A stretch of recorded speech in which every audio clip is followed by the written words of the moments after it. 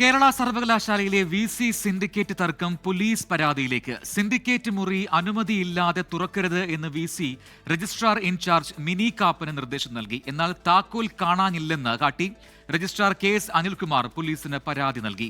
ഇടത് സിൻഡിക്കേറ്റ് അംഗങ്ങൾക്ക് എതിരെ CPI സംഘടന രംഗത്തു വന്നത് പ്രതിസന്ധി രൂക്ഷമാക്കിയിരിക്കുകയാണ്. ദിവസങ്ങൾ കഴിയുന്തോറും കേരള സർവകലാശാലയിലെ അധികാര തർക്കം എല്ലാ പരിധികളും കടന്നുപോവുകയാണ്. സിൻഡിക്കേറ്റ് റൂമിന്റെ താക്കോൽ കാണാതായതല്ല, പകരം VC ഇടപെട്ട് എടുത്തുമാറ്റിയതാണെന്ന് വൈസ് ചാൻസലറുമായി ബന്ധപ്പെട്ട വൃത്തങ്ങൾ സ്ഥിരീകരിച്ചു. സിൻഡിക്കേറ്റ് റൂമിൽ വിളിച്ചുവരുത്തി ഇടതംഗങ്ങൾ അധിക്ഷേപിച്ചുവെന്ന ജീവനക്കാരുടെ പരാതിയിലാണ് നടപടി.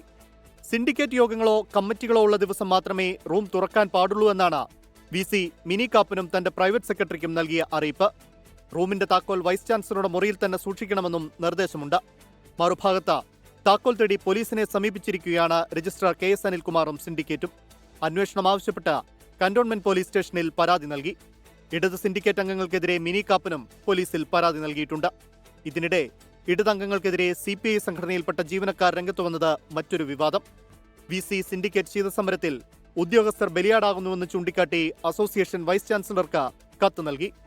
24 തിരുവനന്തപുരം.